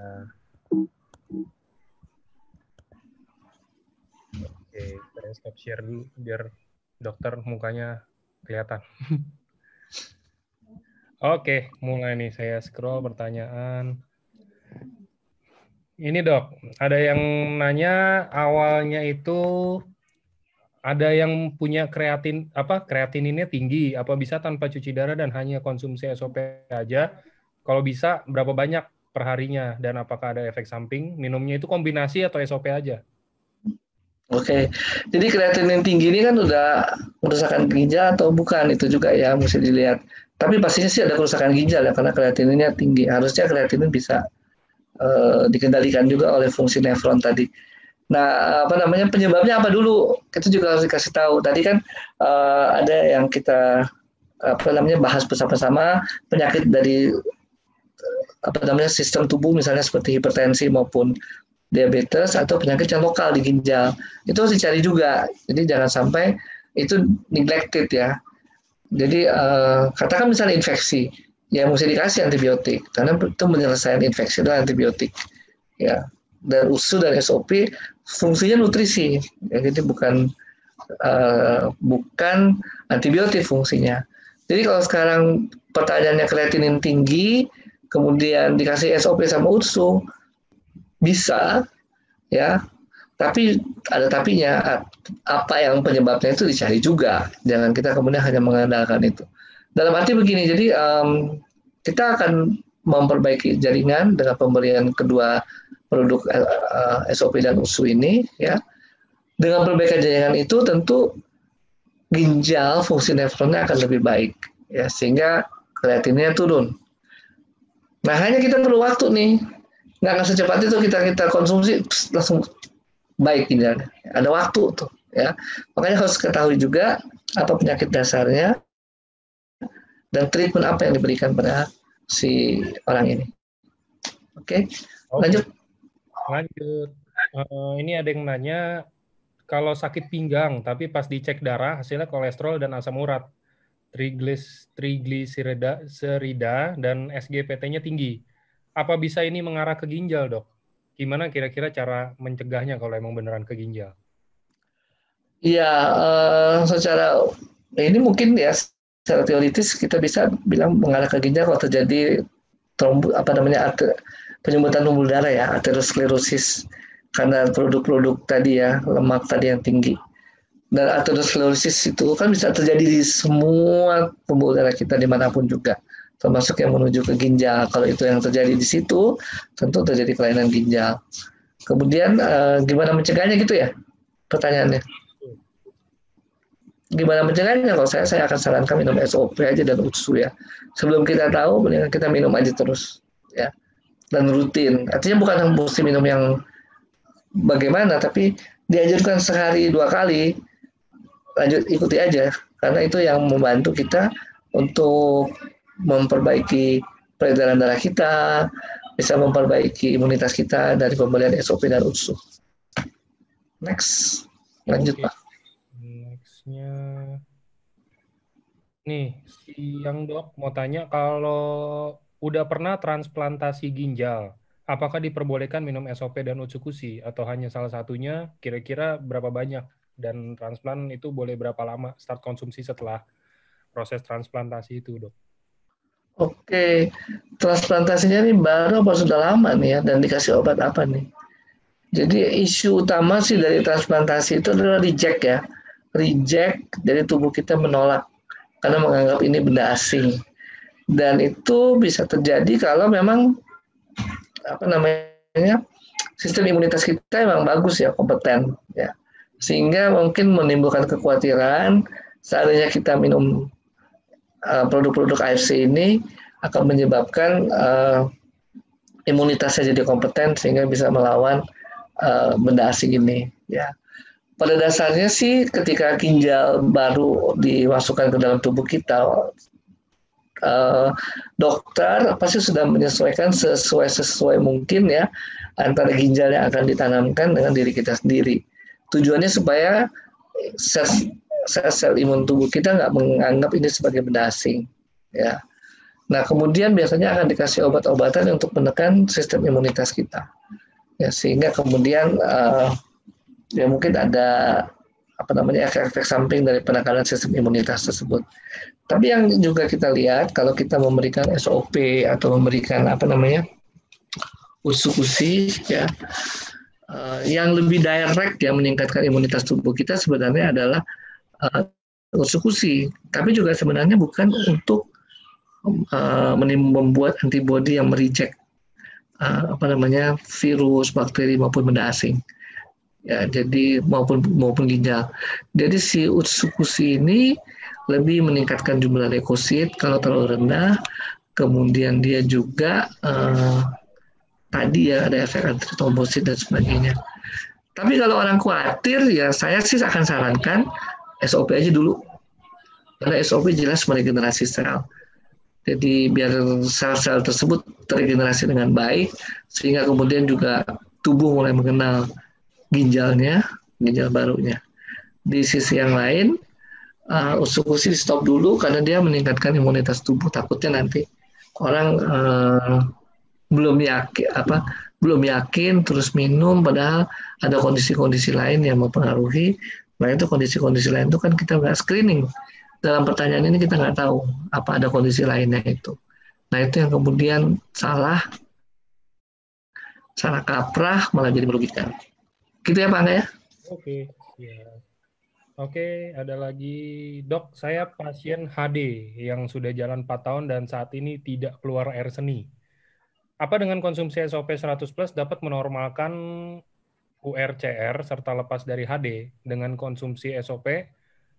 Untuk proses detoksnya itu apakah keluar melalui air seni dan kira-kira berapa banyak untuk konsumsi SOP 100-nya per harinya? Ya, jadi untuk pasien HD ini memang pemberian SOP ini bagus ya untuk meningkatkan regenerasi sel. Jadi kalau detoksnya itu berarti efek dari antioksidan tadi yang diberikan ya. Tentu kalau kita sudah cuci darah kan nggak tiap hari, mungkin 2 atau 3 kali seminggu. Ada periode di mana ada metabolisme ya yang jadi racun tapi nggak keluar pada saat itu, nunggu jadwal cuci darah berikutnya. Nah disitulah fungsi dari si SOP ini yang banyak mengandung antioksidan sehingga itu bisa mendukung, memperbaiki dan meningkatkan penyembuhan seseorang. Dosisnya sebenarnya kalau dosis yang kan cuma 2 kali 1 ya, itu untuk selama 6 bulan. Tapi kalau misalnya mau ditingkatkan, itu juga nggak masalah. Karena isinya kan asam-asam amino. Peptida itu kan asam-asam amino, jadi pasti dibutuhkan. Ya. Hanya nih, kalau sakit ginjal ini ceritanya ginjalnya bocor. Protein bisa keluar dari urin. Nah itu yang kemudian dalam tanda kutip ya kita pelajari dulu. Kalau protein keluar dari dalam urin, istilahnya ya, kan sayang ya. Kita makan SOP, asam amino, peptida gitu ya. Kita makan terus keluar dari urin. Sayang, jadi kita harus yakin dulu nih kondisinya ya. Bagaimana. Jadi tetap kita mulai dosisnya 2 kali 1 aja dulu. Gitu. Nanti terus periksa ini kali ya, periksa urin. Ada proteinnya apa tidak. Kalau ada proteinnya, nah itu mungkin harus kurangi aja dulu. Ya, 1 kali aja sehari SOP-nya. Supaya nggak kebuang. Sayang kan kalau kebuang. Oke. Oke, next-nya ini masih nyambung yang tadi. Ya. SOP itu kan yang dokter bilang kan mengandung protein, dok. Nah, ginjal itu kan nggak boleh terlalu banyak protein. Kira-kira aman nggak, dok? Ya, bukan protein, tapi sebenarnya SOP itu isinya protein kecil, peptida, ya, protein kecil. Aman dan tidak aman. Jadi gini, khawatirnya kan kalau protein itu keluar, ya, kemudian dia menumpuk cairan, jadi menyebabkan cairan. Tapi itu protein besar, bukan peptida yang menyebabkan penumpukan cairan. Nah, protein-protein besar itu memang kita coba hindari. Kemudian si peptida ini kalau kita makan sesuai dosis ya, dan kita juga punya cukup nutrisi, tentunya dia malah akan menginduksi regenerasi sel. Tapi kalau kita kekurangan protein dalam dietnya, saya sih curiganya nih, SOP kita diurai nih, asam aminonya diambilin untuk kepentingan tubuh yang lain. Tapi curiga nih saya nggak tahu persis ya, karena kan kita mesti bikin penelitian. Cuma logikanya gitu, kalau tubuh kita kekurangan protein, terus kita masukkan peptida seperti SOP ini, kemungkinan besar sih tubuh akan mengolah itu kalau kita tidak cukup protein.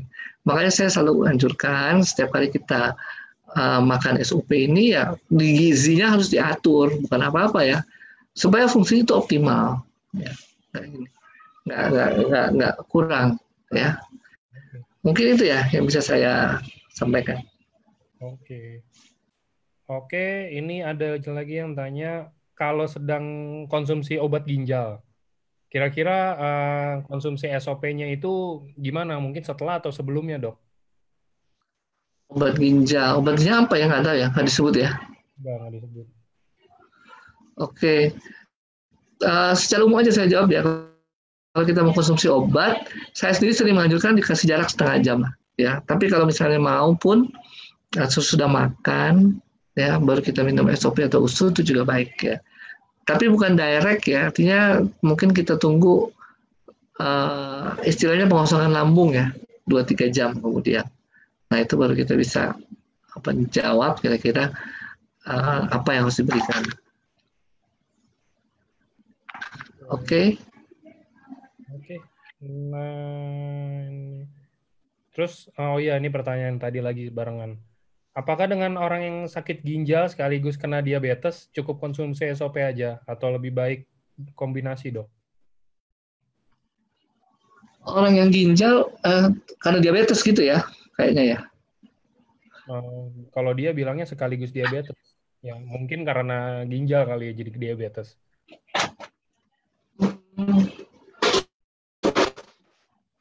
Pertanyaan ulangi, kalau sakit ginjal gimana tadi? Apakah diabetes ginjal sekaligus diabetes cukup konsumsi SOP aja atau harus kombinasi, Dok? Kombinasi ini dengan usus ya, bukan dengan obatnya maksudnya ya. Ya. Nih.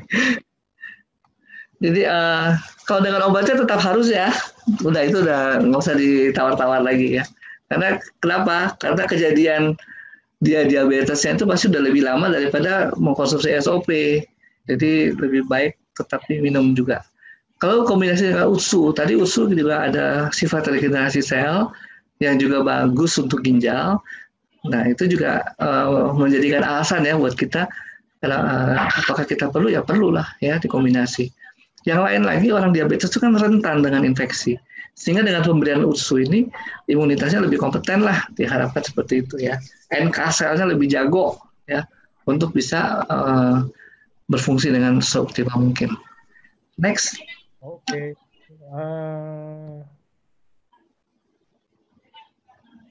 Usia 60 tahun menderita polisitemia vera, menyebabkan limpahnya bengkak. Apabila HB-nya tinggi, harus buang darah sampai 1 liter supaya normal. Apakah bisa diterapi dengan minum SOP 100, Dok? Iya, saya kalau kayak gini mendingan japri ya, karena kan keterangannya cuma sepotong ya. Saya nggak terlalu ngerti juga seluruh ininya, seluruh kejadiannya. Nanti saya bilang iya apa enggak, padahal ininya kasusnya apa kan kita. Polisitemia ini artinya kebanyakan ini sel-sel darah dalam tubuhnya, kenapa produksi meningkatnya. Harusnya dikaji lagi nih kenapa. Sebelum menjawab mau saya dikasih SOP atau ini. Mendingan japri aja tuh, Mas Angga. Oh iya, boleh ke saya aja, nanti saya kasih. Nanti salah kasih info, kita nggak ngerti masalah sebenarnya apa. Oke.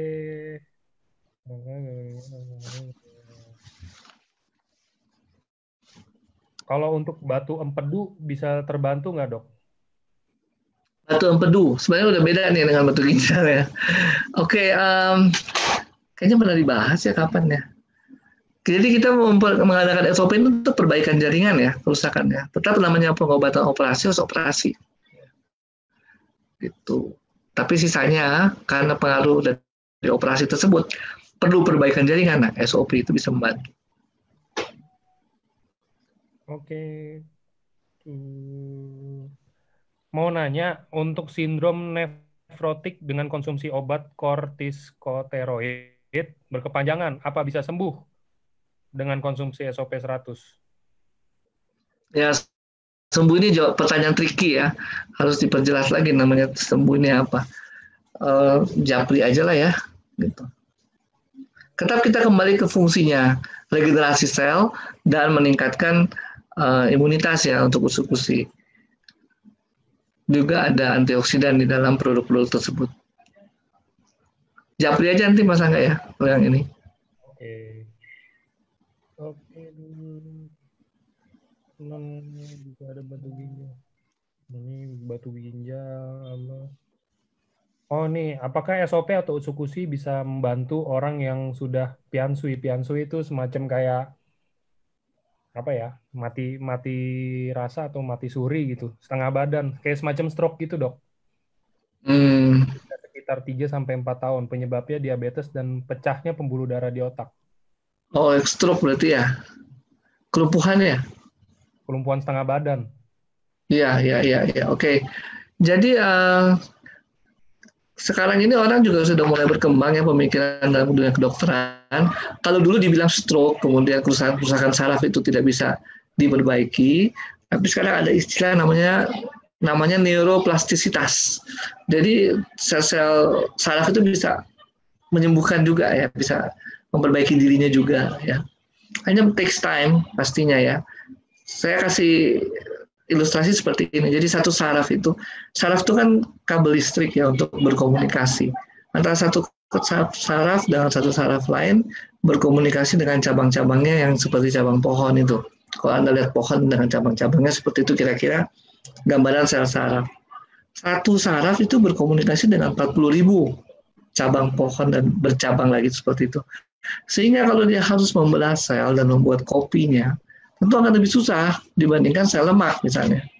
Ya sel lemak yang cuma bulat-bulat gitu, ketika membelah diri ya bulat-bulat lagi ya lebih gampang daripada sel saraf. Artinya apa? Ketika kita memberikan SOP yang kita yakini meregenerasi sel saraf, kita membutuhkan waktu di situ. Membutuhkan juga nutrisi yang cukup. Karena SOP kita diharapkan maunya menginduksi regenerasi sel. Kalau kita nggak cukup protein, kayaknya si SOP-nya akan dipecah sama minumnya yang diambil untuk kebutuhan yang lain. Akhirnya nggak jadi nih fungsi yang kita harapkan sebagai SOP-nya. Ya. Jadi itu satu. Yang kedua, butuh waktu. Yang ketiga, namanya sel saraf harus dilatih tetap. Ya, saya kasih ilustrasi seperti ini. Bapak Ibu tahu susu protein tinggi ya, Elmen, dikasih ke orang-orang yang suka fitness, ya, dikasih gambar ototnya gede-gede. Itu orang kalau nggak pernah latihan fitness, minum Elmen terus ototnya jadi gede nggak? Pastinya enggak ya. Ya, dia jadi gendut malah ya, karena banyak protein jadi lemak semua ya. Nah itu sama seperti itu. Kita kasih SOP, tapi bagian yang rusak itu harus dilatih juga supaya itu merangsang terus sehingga saraf-sarafnya terbentuk. Ya. Sama kayak kita sekarang udah umur segini nih, saya umur hampir 50. Ya, kalau saya latihan bahasa Jepang, ya, atau saya latihan bahasa Mandarin yang tadi saya nggak pernah tahu, nah itu melatih sekali otak saya. Ya. Supaya timbul jejaring-jejaring yang 40.000 jejaring tadi. Nah itu kira-kira seperti itu. Harus dilatih. Oke, mudah-mudahan clear. Oke, next-nya ada, ini sedikit nyimpang, tapi masih ada korelasi dengan Utsukushi. Gimana kalau seseorang kena hepatitis C, Dok? Apakah dengan konsumsi Utsukushi bisa membantu dan berapa banyak perharinya? Hepatitisnya karena dahulu pernah konsumsi narkoba dan alkohol. Ya, hepatitis C itu virus ya penyebabnya, virus yang namanya hepatitis C. Konsumsi narkoba itu hanya jalan masuknya. Kalau narkobanya melalui jarum suntik ya. Kalau dia bukan dari jarum suntik, enggak. Kemudian alkohol. Cerita alkohol itu memang mengarah ke kerusakan hati. Karena alkohol bertumpuk ya di dalam hati, jadi hatinya terjadi perlemakan. Jadi kerusakan hati pada si orang ini bertumpuk ya. Alkoholnya juga, hepatitisnya juga. Ya. Nah, kalau kita lihat di sini, si Utsukushi ini memang punya klaim meningkatkan atau menyembuhkan hepatitis C. Jadi itu adalah karena fungsi dia meregenerasi sel, terutama dari fungsi HGF-nya tadi ya, hepatocellular growth factor tadi. Kemudian dari fungsi meningkatkan imunitas. Imunitas itu dia melatih NK cell, natural killer cell, sehingga lebih kompeten untuk mengenal sel-sel yang terinfeksi virus, ya, kemudian sel-sel itu dibunuh. Ya. Nah, itu dua fungsi itu yang membantu mengatasi hepatitis C ya. Tapi pada kondisi orang ini ada tipe berat mungkin dengan kerusakan oleh alkohol tadi, ya, fatty liver dan mungkin yang lain-lain. Jadi apa sih yang harus kita berikan sekarang? Ya usus-usus diberikan. Ya. Kalau saya pikir 2x1 misalnya sudah diminum dan oke, 2-3 hari nggak ada masalah, naikin aja langsung. Bisa 2x2, bisa 3x2, ya. Naikin aja, nggak masalah. Tapi yang penting lihat dulu nih ada reaksi yang nggak diinginkan tidak. Karena ada orang-orang timbul reaksi yang tidak diinginkan jadi stop. Padahal mungkin itu bukan reaksi jelek atau istilahnya detox ya yang sering dipakai. Nah itu yang harus dipelajari oleh ya artinya kalau mau konsultasi juga saya akan pelajari dulu nih kondisinya seperti apa ya. Lalu tadi usus dan yang kedua adalah SOP. SOP sekali lagi membantu regenerasi sel. Nah itu juga yang bisa diusung untuk penyembuhan si kasus hepatitis C ini. Hanya memang SOP tidak spesifik menyebutkan hepatitis C. Tidak sama dengan usus. Usus di dalam report penelitiannya memang menyebutkan hepatitis C directly ya. Sejauh ilmu pengetahuan kedokteran barat sih sebenarnya nggak ada juga ya obat-obat yang benar-benar ini ya vitamin hepatitis B, hepatitis C termasuk yang sulit ya. Jadi kalau saya pikir ya ada satu alternatif yang lain, silakan sebaiknya dicoba. Next. Oke, nextnya ada orang dengan gangguan ginjal stage 4 dan masih bisa buang air kecil tapi sedikit. Ada latar belakang background diabetes mellitus. Apakah dengan konsumsi SOP dapat mengembalikan kondisi ginjal hingga berangsur normal? Berapa lama dan berapa banyak yang harus diminum per hari? Sebaliknya, kalau pasien CKD stage 5, minum SOP apakah masih diperbolehkan dan apakah bisa membantu menurunkan derajat kerusakan ginjal? Thank you. Oke, salah satu indikator sih memang kita periksa urin ya. Dalam urin itu ada protein atau tidak. Proteinnya, kalau proteinnya keluar kan berarti bocor ya, protein aja bisa keluar apalagi tidak. Kadang-kadang saya berpikir ya, dikasih apa nggak dikasih nih, karena kan kerugi juga ya. Kalau kita kasih SOP banyak-banyak, bocor malah kebuang semua di urin gitu ya. Itu salah satu concern-nya sebenarnya. Nah, gimana nih jembatannya supaya nggak terjadi hal-hal demikian? Jadi nomor satu mungkin kita cek juga ya albumin protein urin ada apa tidak. Yang kedua sebenarnya kalau ada kebocoran protein dan sebagainya kita bisa lihat dari badannya bengkak atau nggak bengkak. Itu juga sesuatu yang penting. Bengkaknya seluruh tubuh bukan cuma di kaki. Ya, kalau di kaki biasanya karena gravitas.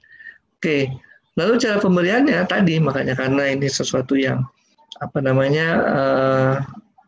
nggak kita harus hati-hati ya jangan sampai bocor atau kebuang juga nggak ada gunanya. Kasihnya 1x1 atau 2x1 sehari. Baru kita periksa ya ada perbaikan apa nggak ada perbaikan. Kemudian juga urinnya proteinnya naik apa tidak itu juga sesuatu yang kita perhatikan atau di darah terjadi perubahan dari fungsi hati, fungsi ginjal. Nah itu jadi indikator kita untuk melihat.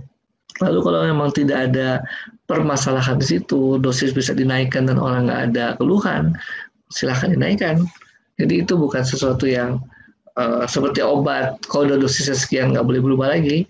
Ini karena nutrisi, jadi kita boleh terus berinovasi mau menambah dosis dan bukan dosis ya kebutuhan saset yang dibutuhkan gitu kira-kira. Oke, nextnya ada yang rada menyimpang juga tapi masih ada korelasi dengan produk. Dok mau tanya gimana kalau yang menderita polip di rahim apakah bisa terbantu dengan SOP dan UTSU? Polipnya artinya gini ya kasus-kasusnya saya mungkin harus tahu Japri juga ya seperti apa. Cuma secara umum ya penyakit bedah, penyakit genetik itu penyelesaiannya berbeda. Kalau SOP dan Utsukushi ini lebih cocok dengan penyakit-penyakit yang sifatnya degeneratif ya.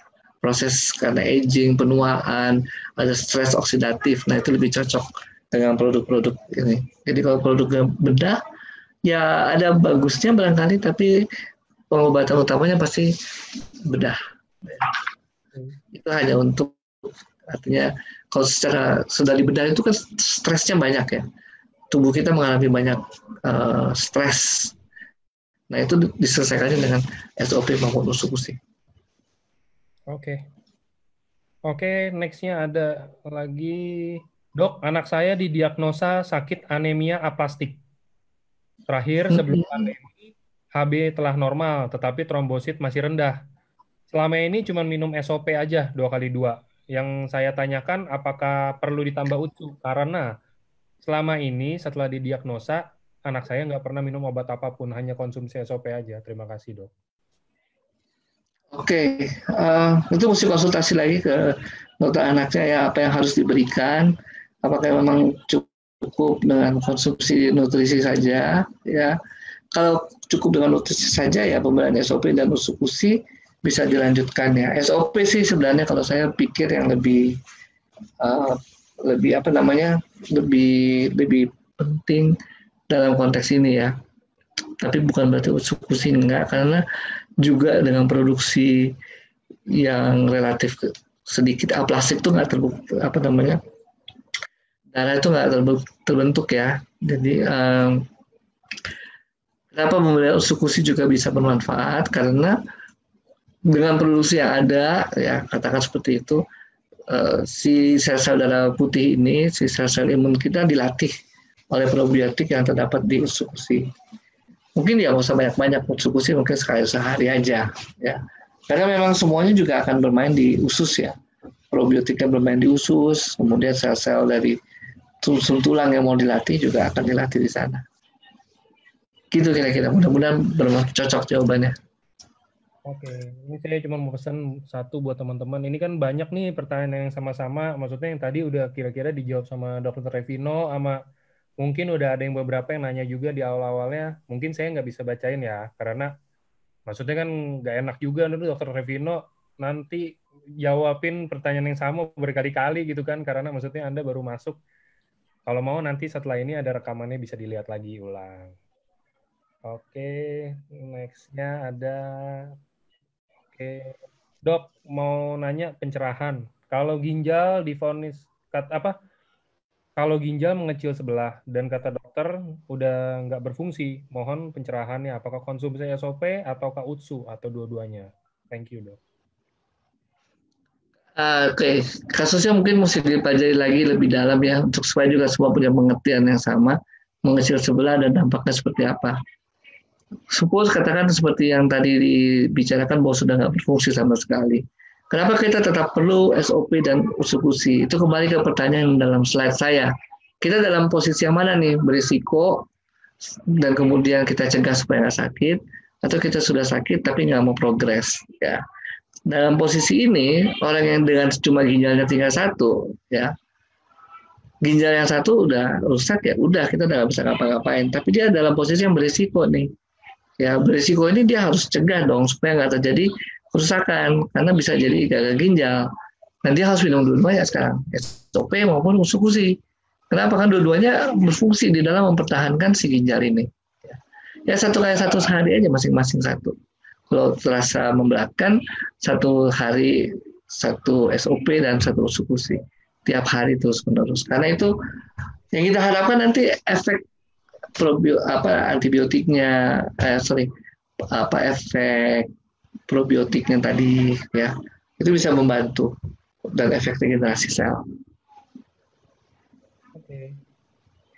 Oke, ini ada pertanyaan lagi. Dok, mau tanya, pria umur 43 tahun, sepertinya gejala COVID, hilang indera perasa, penciuman, hidung juga susah nafas. Udah 12 hari, biasanya konsumsi SOP atau UTSU, dan berapa banyak? Oke, sebenarnya udah menyimpang nih dari topik bahasan ya. Topik bahasan kita kan ginjal. Untuk pasien-pasien yang diduga COVID nih, ya saya punya pengalaman sih, tapi pengalaman dengan 2x1 saja setiap hari sejak sebelum COVID sampai sekarang itu bisa mempertahankan ya. Jadi meskipun si konsumen ini swabnya positif ya, tapi karena dia sudah lama makan SOP, kemudian selama pandemi juga minum SOP, swabnya positif tapi nggak ada gejala sampai jadi negatif. Itu satu contoh ya, testimoni, tapi tetap hanya 2 SOP sehari. Ya. 1 atau 2 SOP mungkin juga sudah cukup. Tapi ada yang lain ya, pengalaman yang lain, tapi bukan saya, jadi salah satu yang dikonsulkan, dia juga mengalami swab positif, kemudian masih muda bahkan. Dikasih sampai bahkan bisa 8 atau 10 saset ya sehari. Itu negatif juga setelah 9 hari atau beberapa hari kemudian. Intinya apa? Jadi sebenarnya ini nutrisi ya. Nutrisi itu kita nggak bisa ngomong dosis, kita ngomong kebutuhan. Dan kebutuhan itu sebenarnya juga tailor-made sesuai dengan masing-masing ya. Jadi saya juga kadang-kadang sarankan kalau yang COVID ini juga kalau mau japri ya, supaya kita evaluasi dulu nih kondisi dia apa. Kalau kondisinya memang tentaranya udah lemah gitu, mungkin kita perlu dorong nih ya SOP sama usukusinya ditambah lagi jumlahnya. Itu sih kira-kira gambarannya. Oke.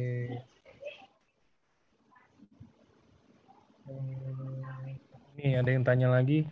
Dok, apakah SOP dan Utsukushi bisa membantu neurological bladder? Apakah ada efek sampingnya seperti diare dan lain-lain? Thank you.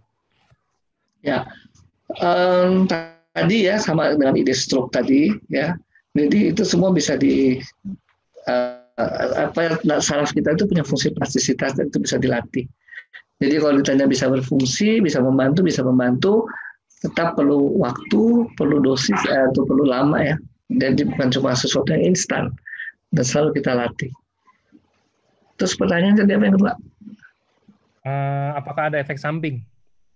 Efek samping, ya sesuai dengan di kemasan, yang paling sering terjadi adalah laksatif. Ya, laksatif itu jadi sifat BAB-nya jadi lebih cair mungkin, lebih encer, lebih lunak, dan lebih sering ya karena bentuknya lebih cair. Itu salah satu efek samping yang mungkin terekam dan banyak. Ya. Yang lain mungkin kadang-kadang ada yang mengalami gatal-gatal dan sebagainya. Kadang-kadang, tapi itu bukan sesuatu yang selalu ada. Oke, ini tentang ginjal lagi. Dok, kalau kencingnya berbusa dan kreatinnya tinggi, perlu tambah konsumsi Utsukushi juga nggak, Dok?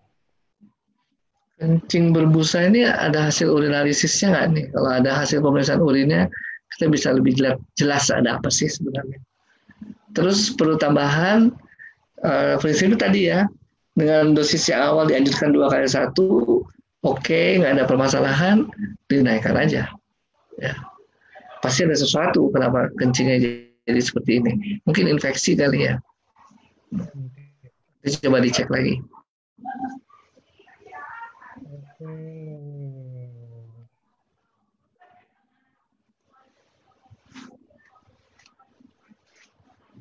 Ini ada yang tanya, saya kurang tahu deh ini tentang apa. Ini bahasanya bahasa medik sekali kayaknya. Kalau ada anak usia 2 tahun dinyatakan sakit neuroblastoma dan kondisi sedang menurun. Udah konsumsi Utsukushi 1x2 per hari. Kemarin sempat konsumsi SOP 100 karena ada pendarahan waktu dilakukan biopsi. Maka SOP dihentikan dan hanya konsumsi Utsukushi sekarang. Kira-kira gimana saran dokter? Apakah dilanjutkan atau gimana, Dok? Terima kasih. Oke, ini tumor ya ini kasusnya tumor. Kemudian pada pendarahan gitu ya ceritanya ya. Oke. Kalau saya akan menyarankan ya, ini anak berapa tahun nggak ada ya tadi ya? Ada umurnya nggak? 2 tahun. Oh 2 tahun ya. Oke. Saya menyarankan 1 saset ya masing-masing untuk Utsukushi dan SOP. Fungsinya apa? Tadi untuk kita kan ini pada pendarahan, ada kerusakan jaringan ya. Dengan dia mengkonsumsi SOP, si regenerasi selnya membaik.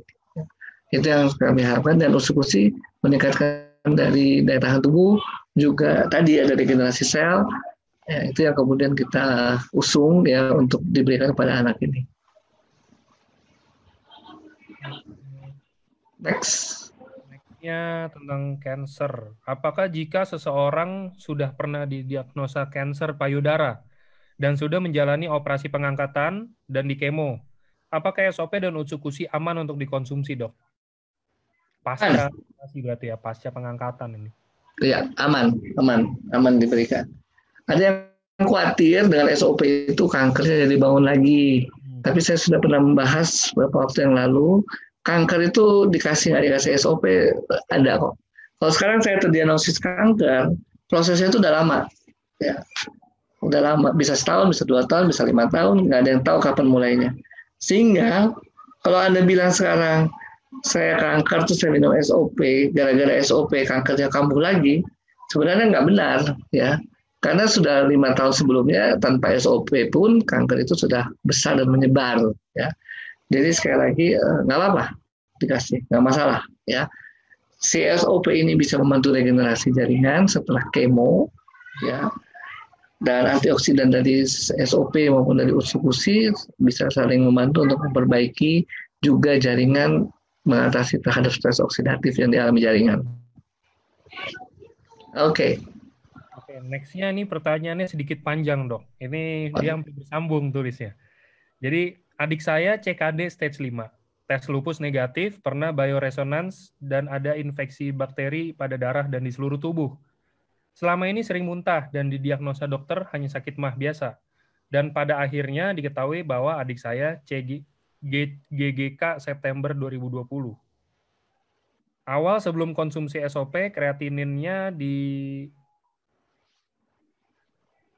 bawah 10. Setelah jalan 6 bulan konsumsi SOP 100, minum pagi 2 saset, malam 2 saset. Berarti 4 saset per hari ya. Kreatinin pre-HD di posisi 2,3, kencing pun sudah lancar. Namun sekitar 1 bulan yang lalu ada kendala pada saat HD. Darah ngerembes dari akses avesun. Tidak diketahui dan tahu-tahu pas sudah beres HD baru ketahuan. Setelah 4 jam darah adik saya rembes. Kemudian dicek HB langsung drop ke posisi 6. Diharuskan transfusi darah. HD selanjutnya adik saya mengalami kendala lagi. Mesin HD-nya macet sehingga ada kurang lebih 400 sampai 500 ml darah yang ada di luar tubuh tidak bisa dimasukkan lagi ke dalam tubuh. Kemudian biasanya setiap HD itu adik saya turun berat badannya hanya sedikit. Kalau yang lain itu 2 sampai 3 kilo, setelah HD adik saya itu paling banyak tuh 1 kilo. Kemudian setelah poin 1 sampai 3 di atas, pipis adik saya menjadi sangat sedikit. Dan saya kaget dicek kreatinin melonjak tajam hingga angka 12 yang awalnya 2,3. Sekarang sudah 1 bulan jalan dari poin 1 ke 3, pipisnya sudah lancar. Namun kemarin di USG ukuran ginjal adik saya yang kanan 6,3 cm kali 2,8 cm, tebal korteks 0,8. Ginjal kiri 7,7 kali 3,2 dan tebalnya sama. Ecostructure parenkim meningkat dan diferensiasi korteks medula tidak jelas untuk yang kanan dan samar untuk yang kiri.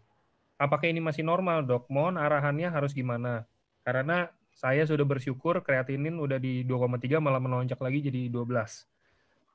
Saat ini hanya konsumsi SOP 4 saset per hari. Apakah perlu ditambah Utsukushi, dok? Oke. Kalau ada sih nanti dijawab juga sih ya supaya bisa lebih clear ya. Kalau sekarang kita untuk juga para hadirin semua, jadi yang terjadi pada pasien ini adalah gagal ginjal yang sudah kronis ya, dan kemudian sempat ada perbaikan dan kemudian kembali memburuk lagi. Ini yang harus dievaluasi sebenarnya kenapa ya memburuknya ini. Apakah ada pengobatan yang miss atau kemudian ada infeksi lagi atau apa? Kayaknya sih ada infeksi lagi nih ya kalau tadi. Jadi seperti dalam perjalanan penyakit itu ya kita nggak akan bisa memprediksi bahwa satu ini akan jadi selesai gitu ya, jalan tol mulus semua, nggak akan ada masalah lagi. Jadi tetap fluktuasi penyakit itu akan selalu terjadi ya. Dan itu yang perlu kita antisipasi sebenarnya dari awal ya. Jadi kelihatannya sih kejadian seperti itu ya. Jadi sempat membaik dan kemudian ini naik lagi, yang buruk lagi, mungkin ada infeksi dan sebagainya. Nah sekarang kalau ada infeksi, memang kita penting sih memberikan usukusi ya, karena usukusi itu meningkatkan daya tahan atau kompetensi dari sel-sel limfosit dan killer sel tadi. Cuma masalahnya juga apakah dengan kemudian kondisi sekarang ini ketika kita berikan usukusi akan merespon baik nih karena tubuhnya mungkin sudah mengalami kondisi ya kerusakan ginjal dan sebagainya atau anemia. Nah ini yang harus dipelajari dulu, jangan sampai kemudian ternyata oh anemianya juga harus diatasi dengan transfusi sehingga supaya optimal semuanya ya. Jadi apa namanya? Enakan japri sih ya, tapi kondisinya secara umum seperti itu ya para hadirin semua. Kalau kita mau memberikan usukusi pada konteks yang tertentu sebenarnya betul karena ini ada probiotiknya meningkatkan sparring partner ya oleh sel-sel tubuh kita sehingga kemudian bisa menjadi lebih kuat, lebih kompeten untuk melawan penyakit. Ya. Oke, itu mungkin secara garis besar ya Mas Angga. Kalau boleh japri aja ya hasil-hasil dan sebagainya. Oke. Ini ada lagi SLE nefritis dengan bocor ginjal. Kreatinin 1,61, ELFG 37. Protein total dalam kurung urin 24 jam 1,9. Selama ini minum SOP 2x2. Apakah seperti penjelasan dokter tadi kalau protein yang ada di SOP akan terbuang?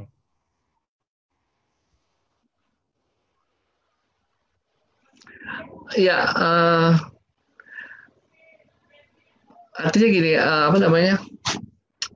Kita hati-hati dalam hal ini ya. SOP itu mengandung peptida.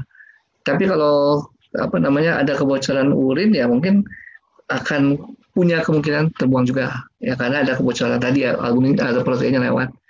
Jadi memang apa namanya kita harus dengan mungkin treatment yang ada juga memperbaiki supaya si glomerulusnya ini ya filtrasinya bagus nggak menyaring protein keluar itu satu.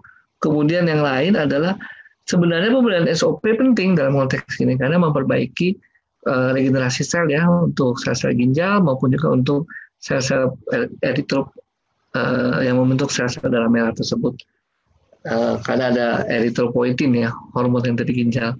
Nah itu yang kemudian harus dievaluasi lebih detail lagi ya berapa dan bagaimana dia bisa berperan di dalam perbaikan ini. Si orang ini kan SLE itu adalah apa namanya penyakit autoimun. Jadi itu juga yang harus kita waspadai pada orang autoimun. Jadi sebenarnya gini, orang autoimun pada dasarnya makanan SOP maupun usukusi itu memenuhi kriteria makanan untuk autoimun. Jadi itu bukan apa namanya makanan yang sesuai buat autoimun. Hanya sempat beredar. Oh ini nggak bagus, oh ini oh gini gitu ya. Biasalah itu dalam satu pemasaran ya. Jadi kadang-kadang itu yang kemudian dibawa ke pikiran dan itu yang kemudian jadi seperti apa yang di pikiran kita. Jadi memang di luar dari penyelesaian tubuh kita ada mindset. Mindset itu juga sesuatu yang membantu kita menyelesaikan masalah tubuh kita.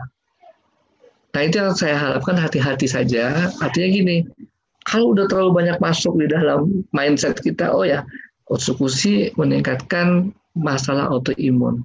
Nah udah, lebih baik nggak usah dulu. Ya. Harus clear dulu, lepas. Dan harus pegang. Ya. Pada dasarnya, kalau Anda masuk ke webnya autoimun itu, Anda melihat kriteria makanan untuk orang autoimun, SOP maupun usukusi, dua-duanya masuk kriteria tersebut. Ya, apalagi usukusi di dalam klaimnya itu dia meningkatkan jumlah sel darah putih pada penderita leukemia. Leukemia itu artinya yang kekurangan sel darah putih. Jadi nggak ada hubungannya sama pembentukan antibody directly, ya, nggak ada hubungan langsung dengan pembentukan antibody. Sehingga sebenarnya masalahnya sebenarnya jadi berarti produk ini aman lah, ya. Nah, khusus pada kasus yang bertanya tadi, karena ada SLE, ya sifatnya hati-hati dulu lah. Ya. Karena hati-hati itu banyak kelemahan, ya, banyak suara-suara yang jelek tentang produk A, produk B, dan sebagainya, sehingga kemudian tanpa kita sadar kita akan langsung mengasosiasikan ke sesuatu kondisi kita itu. Oke, situ. Jadi kalau sekarang yang SLE ini SOP aja dulu. Usul-usulnya nanti kita coba dialog ya. Ngobrol-ngobrol dulu bagaimana kondisi dia saat ini. Oke. Oke. Oke. Ini yang ini. Ginjal. Sorry. Ini mungkin saya cari 5 pertanyaan lagi, Dok ya. Oke. Saya cari dan pertanyaannya kalau bisa saya dapat yang sesuai dengan topik aja yang ginjal. Ya. Oke. Ini ada ginjal polikistik. Apakah bisa terbantu dengan minum Otsukushi? Dosisnya gimana? Usianya 48 tahun, wanita. Ya. Tadi sudah disebutkan ya. Jadi si kista ini kan pembentukan cairan ya dalam satu rongga yang sebenarnya nggak bolehnya harusnya nggak ada tuh rongga itu ya. Nah, sekarang kita memberikan SOP. Tujuannya apa sih? Dia meregenerasi sel-sel yang rusak tersebut sehingga rongga-rongga itu yang tadinya ada ditutup lagi. Ya, itu satu. Kemudian memberikan usukusi. Usukusi juga meregenerasi sel. Ya, fungsi dari hepatocellular growth factor tadi itu yang kemudian kita manfaatkan dalam memperbaiki ginjal yang polisistik ini. Itu kira-kira jalan jalan atau reasoningnya ya, jalan pemikirannya. Next. Oke. Apakah ginjal yang secara rutin memproduksi batu ginjal bisa terhenti produksi batu ginjalnya dengan konsumsi SOP dan Utsukushi, Dok? Iya,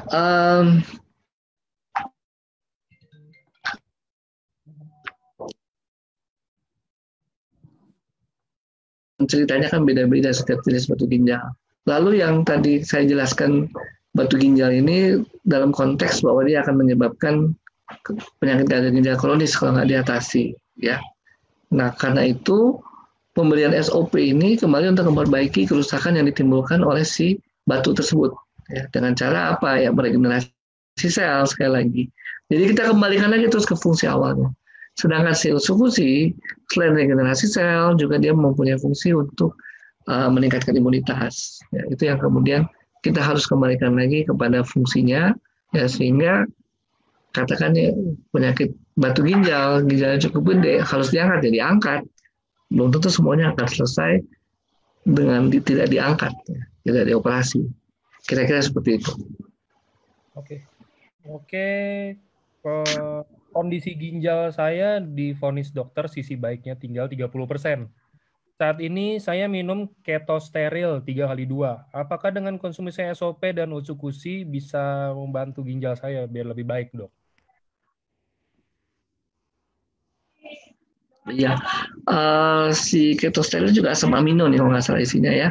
Jadi sebenarnya sama dengan SOP, kita juga isinya asam amino, hanya bentuknya peptida yang kemudian bisa menginduksi pembentukan atau regenerasi sel.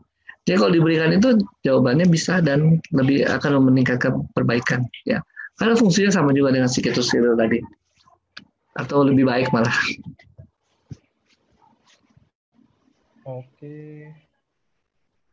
Ini ada lagi yang tanya, kalau sakit ginjal, tapi ginjalnya tinggal satu, Dok, boleh konsumsi SOP nggak? Boleh banget, ya, untuk memelihara maintenance. Tapi nggak bisa numbuhin ginjal ya, jadi kan tinggal satu. Nggak bisa. Nggak bisa nungguin. Oke, ini kalau ada masalah mikroalbumin tinggi sekitar 76, apakah SOP-nya itu bisa keluar melalui urin mungkin ya? Karena di darah tidak ada protein keluar dan LFG bagus di atas 96% dan PPC berbusa.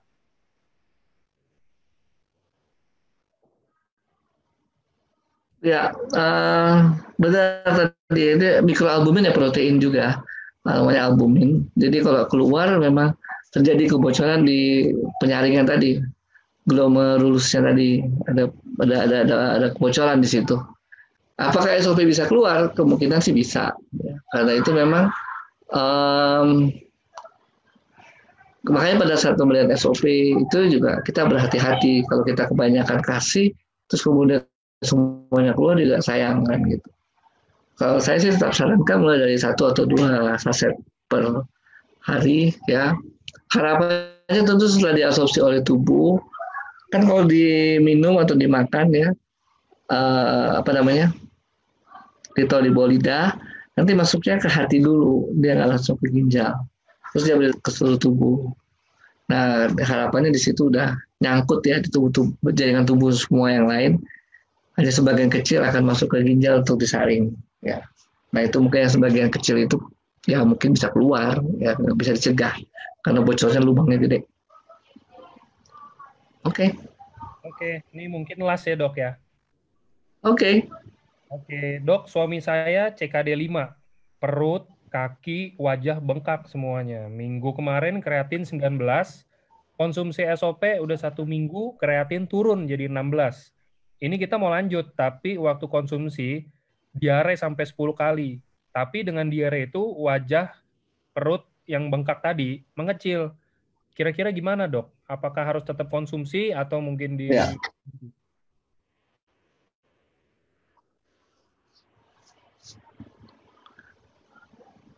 Halo. Halo. Ya dok. Putus ya.